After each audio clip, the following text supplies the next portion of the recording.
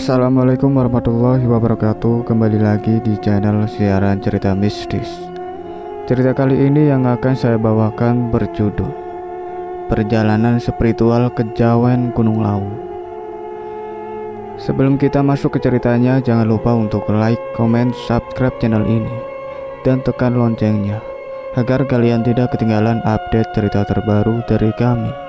Tanpa basa-basi lagi, mari kita dengarkan.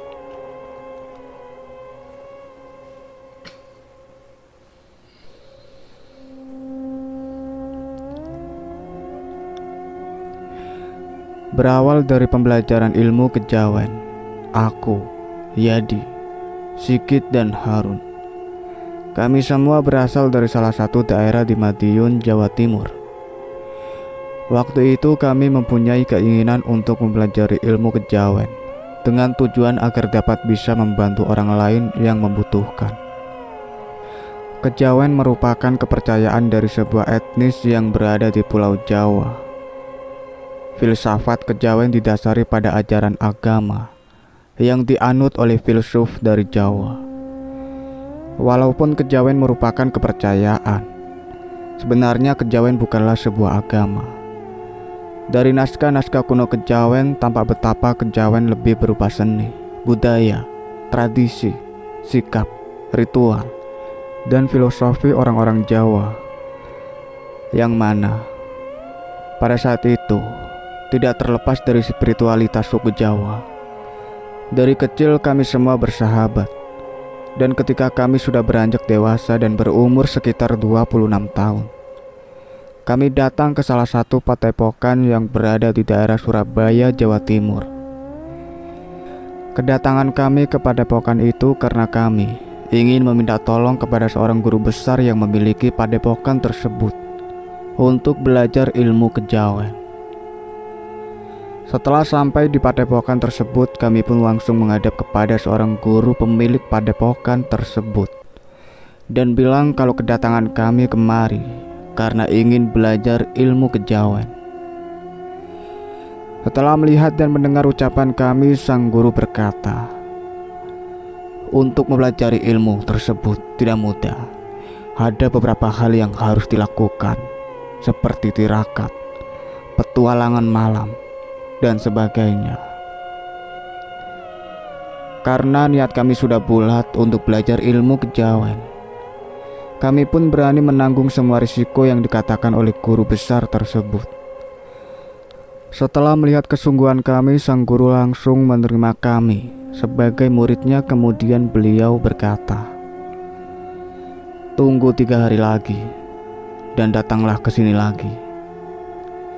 Mendengar itu, kami pun kembali pulang dan menunggu 3 hari sesuai perkataan dari sang guru kepada kami. Singkat cerita, 3 hari kemudian kami pun datang kembali ke padepokan itu. Kami berangkat dari Madiun sekitar jam 7 pagi dan sampai di padepokan sekitar jam 12 siang. Sesampainya di sana, kami pun segera menemui sang guru. Lalu beliau mempersilahkan kami untuk masuk dan berkata, sepertinya niat kalian sudah benar-benar bulat. Kalau begitu, taruh dulu barang-barang kalian di kamar belakang dan temui saya di ruangan saya. Kami pun segera menunjuk dan menaruh barang-barang yang kami bawa ke dalam kamar. Setelah itu kami kembali lagi menghadap sang guru. Lalu sang guru mengatakan apa saja yang harus kami lakukan. Malam harinya, kami melakukan beberapa ritual yang dipandu langsung oleh sang guru. Setelah melakukan ritual itu, sang guru memberitahu kami tentang kegiatan malam selanjutnya. Besok, saya akan antar kalian ke Gunung Lawu untuk melakukan perjalanan malam. Mendengar itu, kami tidak banyak bertanya dan hanya menurut. Dan malam itu kami pun istirahat dan mempersiapkan diri untuk melakukan perjalanan besok ke Gunung Lawu. Pagi pun tiba. Pagi itu setelah selesai sholat subuh, sang guru menemui kami dan mengatakan bahwa nanti setelah zuhur kami akan berangkat ke Gunung Lawu.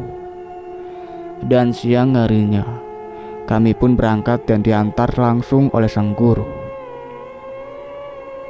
Singkat cerita, sampailah kami di kawasan candi yang disebut Candi Cetho sekitar jam 8 malam. Sesampainya di situ kami mendapatkan berbagai instruksi dari sang guru, yang salah satunya adalah nanti jam 12 malam kalian harus naik ke Hargo Dalem untuk mencari ayam cinde laras. Dan ingat, itu cuma ada satu. Serentak kami menjawab, "Iya guru." Lalu sang guru lanjut berucap, "Tidak hanya itu saja, kalian juga harus menghindari beberapa pantangan ini." Beberapa pantangannya adalah di dalam perjalanan kami tidak boleh memanggil satu sama lain dengan menyebut nama asli, mengabaikan semua yang menghalangi perjalanan dan menjaga sopan santun. Tanpa banyak pertanyaan kami pun mengiyakan instruksi dari sang guru. Pada tahun 1999, lalu jalur pendakian Gunung Lawu via Cetho bisa dibilang masih jarang sekali dijamah manusia. Jadi, yang akan kami lewati kali ini adalah benar-benar hutan rimba dengan suasana mistis di dalamnya. Sambil menunggu jam 12 malam, kami pun mempersiapkan diri dan berbekalan masing-masing sebelum melakukan perjalanan.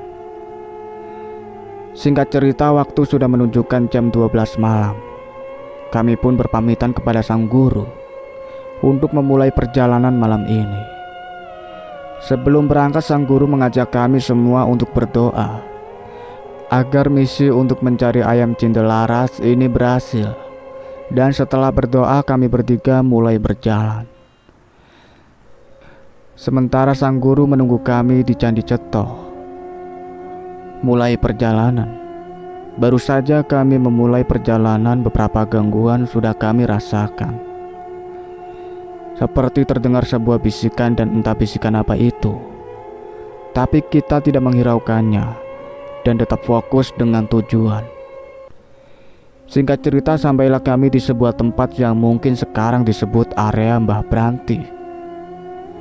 Di sini, aku mengajak teman-temanku berhenti sebentar karena aku merasa lapar. Aku mengajak Sigit dan Harun untuk makan sebentar, tapi Sigit menolak dan bilang, "Aku belum lapar ya, kalian makan aja dulu, aku mau jalan pelan-pelan." "Bareng aja, kita makan sebentar kok," ucapku kepada Sigit. "Gak apa-apa, aku naik duluan, aku tunggu pelan-pelan," jawab Sigit. Belum sempat aku mengizinkan, tiba-tiba Sigit sudah nyelonong gitu aja sambil bilang, "Aku tunggu kalian sambil jalan ya." Akhirnya aku dan Harun membiarkan Sigit untuk jalan duluan. Aku dan Harun pun makan. Setelah selesai makan, kami tidak langsung melanjutkan perjalanan. Kami menyalakan satu batang rokok di tengah-tengah kegelapan hutan yang dingin ini. Setelah rokok habis, aku dan Harun kembali melanjutkan perjalanan untuk menyusul Sigit yang tadi sudah berjalan duluan. Di perjalanan, aku dan Harun mengobrol sambil memikirkan di mana tempat ayam cinde laras yang dimaksud sang guru itu. "Kira-kira ayam yang dimaksud guru itu ada di mana ya?" tanya Harun kepadaku. "Entahlah Harun, kita tunggu sampai nanti subuh aja, pasti ayam itu akan berkokok," jawabku, yang juga tidak tahu keberadaan ayam cinde laras itu. Setelah beberapa menit, tiba-tiba Harun merasa ingin buang air kecil dan bilang kepadaku, "Ya, aku kencing dulu ya." "Ya udah, aku jalan pelan-pelan," jawabku dengan santai. Aku pun berjalan pelan-pelan sambil menunggu Harun yang sedang kencing. Setelah beberapa menit berjalan, aku pun berhenti untuk istirahat dan menyalakan sebatang rokok untuk menemaniku sembari menunggu Harun. Lama menunggu, sampai rokok yang kuhisap ini habis. Harun belum juga datang. Aku pun berpikir, mungkin Harun kembali turun dan tidak bisa melanjutkan perjalanan. Aku pun melanjutkan perjalananku pelan-pelan, dan aku tidak berani memanggilnya karena itu adalah sebuah pantangan. Sambil berjalan, aku pun memikirkan kedua temanku karena khawatir terjadi apa-apa dengan mereka. Tapi sesuai dengan niatku awal, tetap berpikir positif dan terus berjalan naik. Terus berjalan. Lalu dari kejauhan aku melihat Sigit sedang duduk di antara pohon. Aku pun segera menghampirinya. Dan sesampainya di situ Sigit bertanya, "Kamu kok sendirian? Di mana Harun?" "Harun masih di bawah. Mungkin dia menyerah dan balik turun," jawabku dengan yakin. Kami pun duduk santai sambil menunggu Harun. Siapa tahu dia menyusul. Tapi sudah 30 menit kami menunggu Harun tidak juga datang. Karena mengejar waktu, kami pun segera melanjutkan perjalanan dan menganggap bahwa Harun memang sudah menyerah dan kembali turun. Di perjalanan Sigit menceritakan kepadaku tentang apa yang dialaminya tadi ketika berjalan sendiri. Dia bilang kalau dia tadi sempat buang air kecil dan merasa sangat merinding. Dia merasa ada sesuatu yang mengawasinya ketika kencing itu. Tapi mengingat pesan dari sang guru, dia pun mengabaikannya dan cepat-cepat menyelesaikan kencingnya.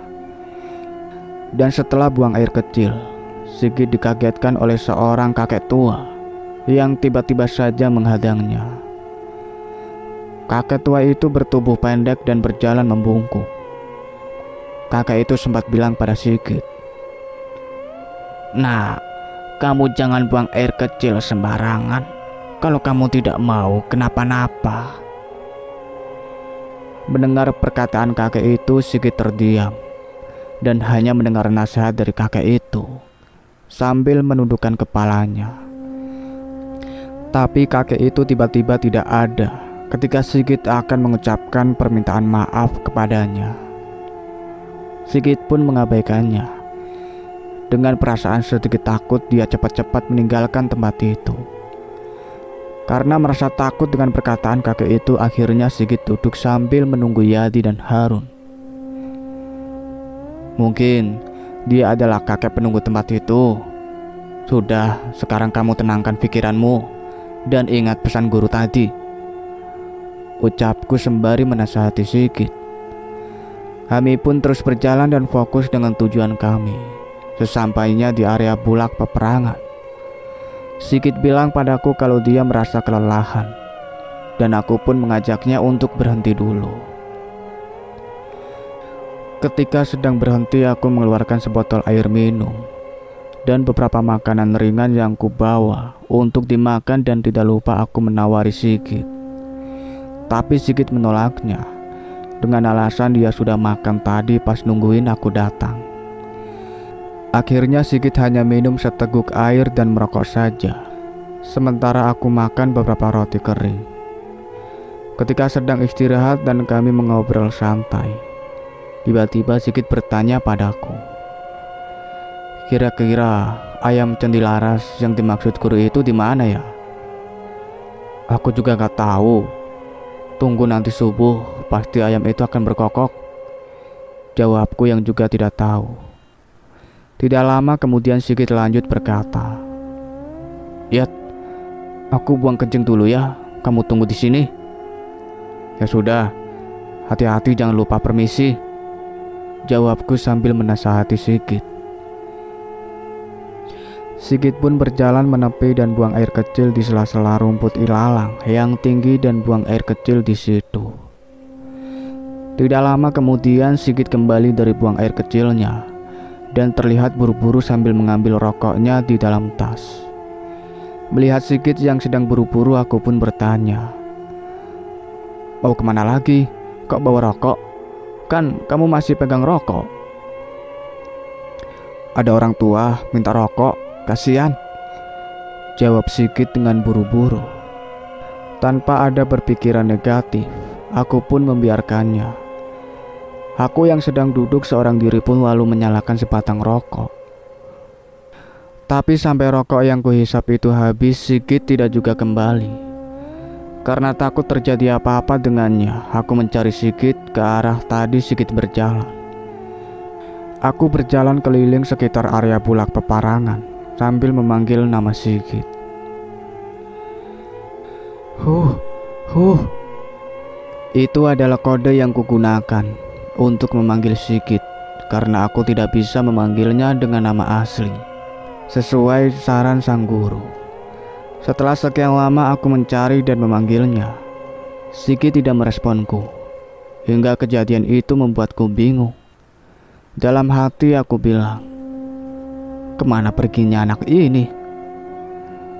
Karena tidak juga bertemu Sigit, Yadi pun berpikir, jangan-jangan Sigit sudah duluan ke Hargo Dalam dengan kakak yang katanya meminta rokok tadi. Akhirnya aku pun kembali ke tempat istirahatku tadi, dan aku mengira kalau Sigit memang sudah duluan ke Hargo Dalam dan meninggalkanku. Aku pun segera melanjutkan perjalanan dan membawakan tas Sigit yang tertinggal. Singkat cerita, sampailah aku di Hargo Dalam. Sesampainya di situ aku tidak juga melihat Sigit.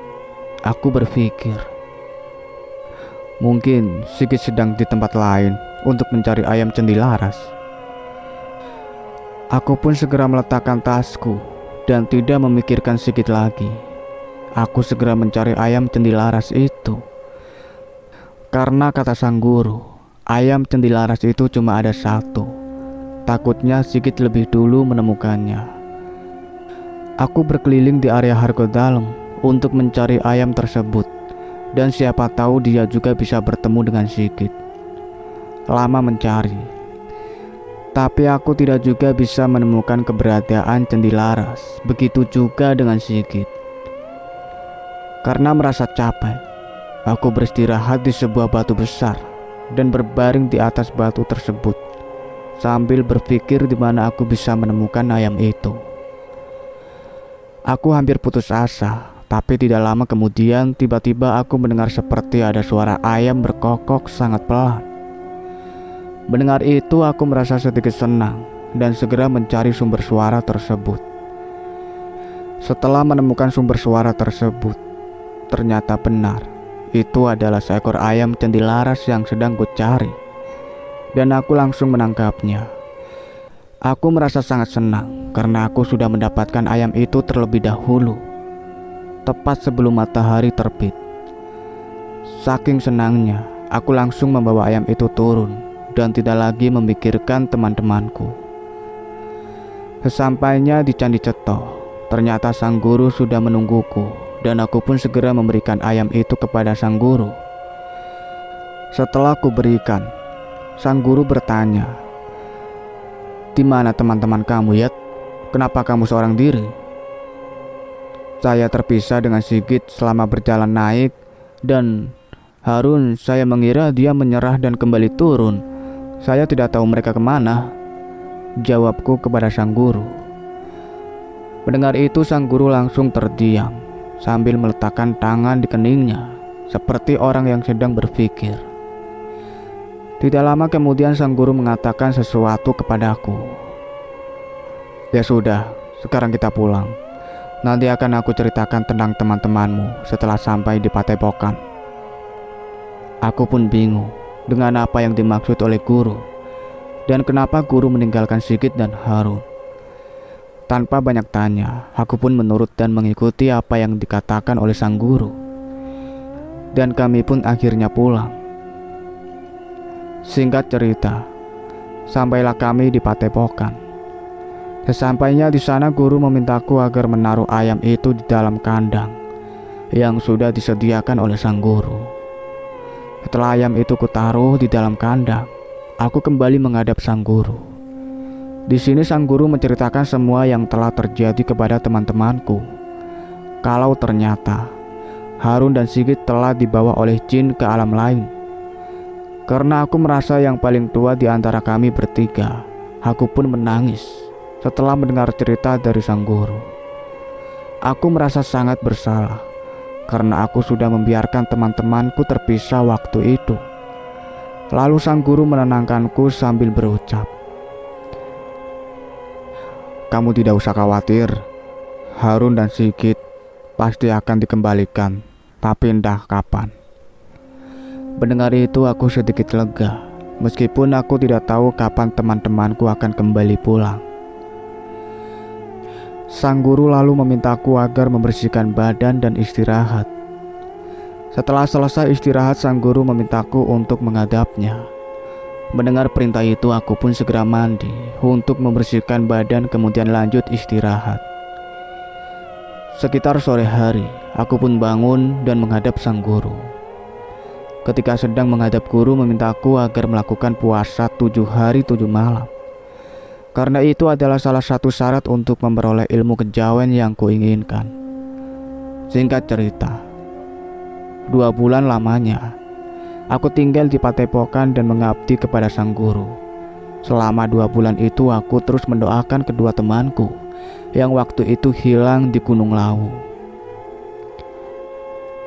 Singkat cerita, setelah sekitar 2 bulan lebih lamanya aku tinggal di Padepokan, guru memintaku agar pulang untuk mengambil pakaianku, karena aku harus mengabdi di Padepokan lebih lama lagi. Aku pun pulang ke kampung halamanku di Madiun, yang hanya diberi izin oleh guru selama 14 hari. Selama berada di rumah, aku tidak berani keluar rumah karena takut orang tuanya Harun dan Sigit akan bertanya, karena mereka tidak ikut pulang bersamaku. Setelah 1 minggu berada di rumah, aku kaget karena tiba-tiba ada orang yang datang ke rumahku. Aku takut kalau yang datang itu adalah orang tua Harun atau Sigit. Aku memberanikan diri untuk melihat siapa yang datang. Kalaupun itu adalah orang tua Harun dan Sigit, aku harus berani mengatakan yang sebenarnya. Setelah aku bukakan pintu, ternyata yang datang ke rumah itu adalah Harun. Melihat kedatangan Harun, aku benar-benar sangat terkejut. Seakan aku tidak percaya kalau yang datang itu benar-benar Harun. Aku langsung memeluk Harun sambil menangis bahagia.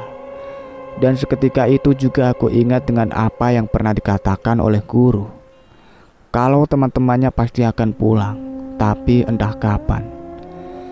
Aku pun langsung mempersilahkan Harun untuk masuk, dan kami berdua duduk di ruang tamu. Lalu aku bertanya kepada Harun, kemana dia selama ini. Harun pun menceritakan semua yang dialaminya kepadaku, tentang menghilangnya dia di Gunung Lawu waktu itu. Cerita dari Harun. Ternyata ketika Harun selesai buang air kecil waktu itu, dia merasa sedang berjalan berdua bersama Yadi. Tapi tiba-tiba dia tidak sadar dengan jalan yang dilaluinya itu. Karena bingung, Harun bertanya pada Yadi, "Loh, ini kita ada di mana sih?" Tapi aku tidak menjawabnya, dan Harun pun hanya fokus berjalan di belakangku. Setelah lama berjalan, tiba-tiba Yadi mengajak Harun untuk istirahat di bawah pohon. Dan ketika sedang istirahat itu, Harun merasa dirinya ngantuk. Akhirnya secara tidak sadar, Harun pun tertidur di bawah pohon itu. Lama dia tertidur, lalu dia terbangun karena merasa ada sebuah rambut panjang yang menutupi seluruh wajahnya. Sontak dia kaget, lalu dia berpikir, "Ini rambut siapa? Perasaan rambutnya Yadi tidak sepanjang ini." Setelah dilihat dengan jelas, ternyata itu memang bukan rambutnya Yadi, melainkan rambut seorang pria yang wajahnya sangat menyeramkan. Dan waktu terbangun itu, Harun tidak melihat Yadi di sampingnya. Dan yang lebih anehnya lagi, setelah bangun itu tiba-tiba Harun berada di sebuah gubuk. Padahal sebelum tidur tadi ia ingat dengan jelas kalau dia tertidur bersama Yadi di bawah pohon. Karena takut, Harun pun segera berlari meninggalkan gubuk tersebut. Dia berlari tanpa tujuan, hingga akhirnya dia tidak tahu arah kembali dan tidak tahu di mana dia berada. Akhirnya dengan kebingungan dia hanya bisa berjalan terus tanpa tujuan. Tidak lama kemudian dia melihat ada sebuah pohon yang sangat besar dengan akar yang menjalar dari pohon tersebut. Harun pun berjalan ke arah pohon itu dan duduk tepat di bawah pohon itu sambil merenung. Bagaimana awalnya dia bisa sampai di tempat ini? Akhirnya dia tahu satu hal, bahwa yang berjalan di depannya waktu itu bukanlah Yati, melainkan jin yang sengaja menyesatkannya ke alam gaib. Tidak lama kemudian, dari kejauhan dia melihat ada sebuah perkampungan yang aneh dan beberapa orang yang berjalan mondar-mandir tanpa tujuan. Sama halnya seperti Harun. Dia pun berjalan menghampiri salah satu orang itu dan bertanya jalan pulang. "Pak, saya mau tanya." Tapi orang itu tidak meresponnya dan mengabaikan pertanyaan Harun. Harun pun tidak berputus asa. Dia terus mendatangi satu persatu orang yang ada di situ dan hasilnya tetap nihil. Dia tidak menemukan jawaban atas pertanyaannya. Akhirnya dia berinisiatif berjalan mengikuti salah satu orang tersebut. Siapa tahu orang itu bisa menuntutnya pulang. Orang yang diikuti waktu itu adalah seorang kakek tua dengan wajah pucat dan berjenggot panjang, menutupi seluruh lehernya. Terus berjalan mengikuti kakek itu. Tapi kakek itu malah menuntutnya ke arah sebuah sungai. Dan kakek tua yang diikutinya itu tiba-tiba berjalan ke arah sungai tersebut dan menghilang begitu saja. Harun semakin bingung dibuatnya dan dia semakin tidak tahu di mana dia berada. Dia hanya bisa terduduk lemas di tepi sungai sambil menangis meratapi nasibnya. Hingga tidak terasa dia tertidur. Lama dia tertidur. Bangun-bangun ternyata hari sudah mulai terang. Dan setelah bangun itu pikirnya semakin bingung. Hingga akhirnya dia linglung. Lalu dengan keadaannya yang sudah tidak karuan, dia berjalan menyeberangi sungai itu. Dan setelah sampai di ujung sungai, dia melihat ada sebuah perkampungan lagi. Dia pun berjalan menuju ke perkampungan tersebut. Sesampainya di perkampungan itu, dia semakin bingung karena melihat banyak sekali orang yang sedang beraktivitas. Dan Harun, dia hanya bisa melihat orang-orang itu sambil berjalan mengintari perkampungan tersebut. Dia enggan bertanya pada orang-orang yang ada di situ, karena dalam pikirannya pasti orang-orang ini tidak akan menjawabnya, seperti yang sudah dilakukan sebelumnya. Terus berjalan mengitari kampung dan tanpa tujuan. Karena merasa lapar, dia mencoba mendatangi salah satu rumah yang ada di situ untuk meminta makan. Satu rumah didatanginya, tapi penghuninya tidak memberinya makanan. Lalu dia berjalan menuju ke rumah yang lainnya dengan tujuan yang sama dengan hasil yang sama. Malah dia diusir dari rumah kedua yang didatanginya. Akhirnya dia pun terus mendatangi satu persatu rumah. Hingga rumah kelima penghuninya mau memberinya makanan. Harun pun menerima makanan yang sudah diberikan kepadanya dan membawanya pergi ke dalam hutan dan memakan makanan itu di hutan. Setelah selesai makan, dia merasa haus dan akan kembali ke rumah tadi untuk meminta air. Ketika sedang berjalan menuju rumah yang akan ditujunya, Harun melihat ada sebuah sumur tua yang sudah berlumut. Dia berjalan mendekati sumur tersebut untuk melihat apakah sumur itu ada airnya. Setelah dilihat ternyata benar, sumur itu berisi air yang sangat jernih dan bisa diminum. Harun segera mengambil air sumur itu dan meminumnya. Setelah meminum air sumur itu, dia membasuh wajahnya dengan air tersebut. Setelah membasuh wajahnya dengan air sumur itu, tiba-tiba ada seorang kakek yang tidak begitu tua menghampirinya. Dan anehnya, rasa ketakutan dan kebingungan yang sebelumnya dia rasakan kini sudah hilang setelah dia membasuh wajahnya dengan air tersebut. Melihat kedatangan kakek itu, Harun pun bertanya, "Kek, ini di mana ya?" Lalu kakek itu menjawab, "Ini namanya Desa Suberna. Kamu asalnya dari mana?" Lalu Harun lanjut bertanya, "Kalau dari sini ke Madiun jauh nggak, kek?" Lalu kakek itu mengajak Harun untuk ke rumahnya. Sesampainya di rumahnya, kakek itu memberitahu banyak kepada Harun tentang kampung yang ditempati ini dan seberapa jauh untuk menuju ke Madiun. Ternyata kampung itu bukanlah kampung gaib seperti yang dilihat Harun sebelumnya, melainkan ini benar-benar kampung yang dihuni oleh manusia. Dan selama Harun berada di kampung itu, orang-orang kampung menganggap Harun adalah orang gila. Pantas saja dia mendatangi beberapa rumah untuk meminta makan dan tidak ada yang mau memberinya. Bahkan sampai diusir. Setelah mendengar penjelasan kakek itu, Harun pun menceritakan kepada kakek itu bagaimana dia bisa sampai di sini. Setelah mendengar cerita dari Harun, kakek itu merasa kasihan kepada Harun. Hingga akhirnya kakek itu memberinya sejumlah ongkos untuk Harun kembali pulang ke Madiun. Harun menerima pemberian kakek itu dan mengucapkan banyak terima kasih karena telah berbaik hati kepadanya. Dan hari itu juga Harun pulang ke Madiun dengan bekal ongkos yang diberi kakek itu. Di tengah perjalanan Harun kembali ke kampung halamannya, dia teringat dengan dua temannya, yaitu Yadi dan Sigit, yang waktu itu bersamanya untuk sebuah misi mendalami ilmu kejawen. Singkat cerita, sampailah Harun di kampung halamannya. Sesampainya di kampung halamannya, dia tidak langsung pulang ke rumah, tapi langsung menuju ke rumah temannya, yaitu Yadi. Sesampainya di rumah Yadi, dia mengetuk pintunya, dan yang membukakan pintu adalah Yadi sendiri. Mendengar cerita dari Harun, aku merasa heran. Ternyata sesingkat itu perjalanan yang dilalui Harun. Bisa dibilang itu cuma sehari semalam. Sedangkan selama hilangnya Harun itu, aku sudah 2 bulan lebih kehilangannya. Aku pun sangat merasa bersalah. Lalu aku lanjut bertanya pada Harun. Syukurlah Run, kamu sekarang sudah kembali pulang. Tapi di mana Sigit, Run?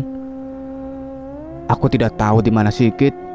Yang aku ingat waktu itu, Sigit sudah jalan duluan meninggalkan kita, jawab Harun yang tidak tahu apa-apa. Semoga Sigit bisa kembali pulang dengan selamat ya Run, jawabku kepada Harun. Mendengar itu, Harun sedikit tersentak. Lalu dia menjawab, loh, memangnya Sigit belum juga pulang? Sepertinya belum. Sejak pulang dari Padepokan, aku tidak berani keluar rumah karena takut orang tuanya menanyakan, jawabku kepada Harun. Lalu Harun mengajakku untuk mendatangi rumah Sigit. Siapa tahu Sigit sudah pulang dan aku tidak mengetahuinya. Aku pun menyetujui ajakan Harun dan kami berdua pergi ke rumah Sigit. Setelah sampai di rumah Sigit, ternyata benar, Sigit sudah berada di rumah 1 bulan yang lalu. Tapi dengan keadaan memprihatinkan. Dia tidak bisa bicara, alias bisu. Melihat Sigit di rumah, aku berdua sangat lega, tapi juga turut perhatian dengan keadaan Sigit yang seperti itu. Lalu aku meminta kepada Sigit untuk menceritakan tentang dirinya selama dia hilang di Gunung Lawu waktu itu. Karena kondisi Sigit yang tidak bisa bicara, Sigit pun tidak bisa menceritakan banyak kepada kami berdua. Dia hanya menceritakan sedikit melalui tulisan yang ditulisnya di atas kertas. Di atas kertas itu menjelaskan bahwa setelah buang air kecil itu, Sigit didatangi seorang kakek tua lagi. Tapi kakek ini berbeda dengan yang ditemuinya tadi. Kali ini kakek itu terlihat seperti manusia biasa dengan memakai tudung tani. Kakek itu lalu datang kepada Sigit dan bilang, "Nah, aku minta rokokmu 1 batang saja." Sigit mengira kakek ini adalah manusia biasa yang mempunyai tujuan sama dengannya. Karena waktu itu rokoknya Sigit ada di tas, dia pun segera mengambilnya dan meminta kakek itu untuk menunggunya di situ. Lalu Sigit kembali ke tempat istirahatnya tadi dan mengambil rokoknya yang ada di atas. Sesampainya Sigit di tempat kakek tua tadi, Sigit tidak melihat kakek itu lagi. Entah kemana perginya. Lalu dia memanggilnya, "Kek, ini rokoknya, Kek." tapi tidak ada jawaban sama sekali. Sigit pun terus mencarinya, tapi tetap tidak menemukannya. Ketika sedang mencari kakek tua yang meminta rokok waktu itu, tiba-tiba Sigit mendengar ada orang yang memanggil namanya. Karena suara yang memanggilnya itu terdengar seperti suara Yadi, Sigit pun menjawabnya. Dan setelah dia menjawab suara yang memanggilnya itu, tiba-tiba dia merasa mulutnya sedang dibungkam oleh seseorang dari belakang hingga dia pingsan. Cukup sekian ceritanya sampai di sini. Nantikan kelanjutan ceritanya. Saya akhiri. Wassalamualaikum warahmatullahi wabarakatuh.